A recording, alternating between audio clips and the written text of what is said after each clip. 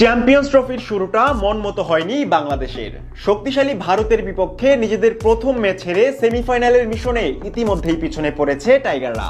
এদিকে আসরের দ্বিতীয় লড়াইয়ে নিউজিল্যান্ডের বিপক্ষে রাওয়ালপিন্ডিতে মুখোমুখি হবে নাজমুল শান্তর দল। তাই ইতিমধ্যেই দুবাই থেকে পাকিস্তান উড়াল দিয়েছে লাল সবুজের প্রতিনিধিরা। অন্যদিকে ঘরের মাঠে স্বাগতিক পাকিস্তানকে হারিয়ে আত্মবিশ্বাসেও এগিয়ে কিউইরা। তাছাড়া দলটিতে আছে টম ল্যাথাম, উইল ইয়ংদের মতন সেঞ্চুরি হাঁকানো ব্যাটাররা।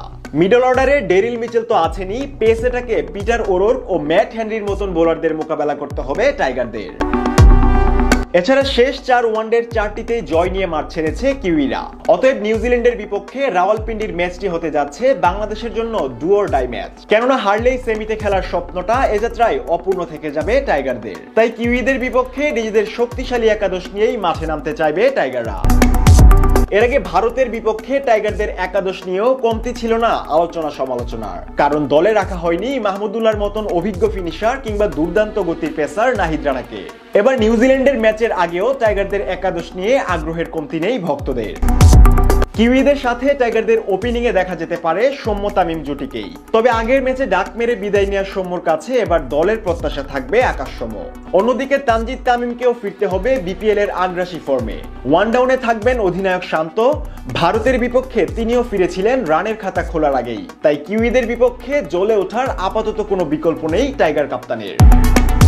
টপ অর্ডারে রানের গতি বাড়াতে সৌম্য, তামিম, শান্ত তিনজনকেই রাখতে হবে গুরুত্বপূর্ণ অবদান। কেননা বাংলাদেশের ম্যাচ হারার প্রধান কারণই যে টপ অর্ডারে রানের ধীর গতি। 4 নম্বর পজিশনে দেখা যাবে ভারত ম্যাচে সেঞ্চুরি আদায় করে নেওয়া তাওহিদ হৃদয়কেই। কিউই বোলারদের চোখে চোখ রেখে রানের চাকা গতিশীল করার সামর্থ্য আছে এই টপ অর্ডার ব্যাটারের। 5 নম্বর পজিশনে আসতে পারে পরিবর্তন। মুশফিকের পরিবর্তে দেখা যেতে পারে অভিজ্ঞ ফিনিশার মাহমুদুল্লাহ রিয়াদকে। এর আগে চোটের কারণে ভারতের বিপক্ষে ছিলেন না এই টাইগার ব্যাটার। তবে অবস্থার উন্নতি হওয়ায় স্বপ্ন দেখতেই পারে রিয়াদ ভক্তরা। টাইগারদের 6 নম্বর পজিশনে দেখা যাবে সহ অধিনায়ক মিরাজকে। আগের ম্যাচের ব্যর্থতা বলে ব্যাট বলের লড়াইয়ে চমক দেখানোর মতন সামর্থ্য রাখেন এই টাইগার অলরাউন্ডার। 7 নম্বর পজিশনে রানের গতি ত্বরান্বিত করতে টাইগারদের ভরসায় থাকবেন জাকের আলী। গেলদিন ভারতের বিপক্ষেও অর্ধশতক করেছিলেন এই টাইগার ফিনিশার। টাইগারদের স্পিন বিভাগে মিরাজকে সঙ্গ দিতে 8 নম্বর পজিশনে আবারও দেখা যেতে পারে রিশাদ হোসেনকেই।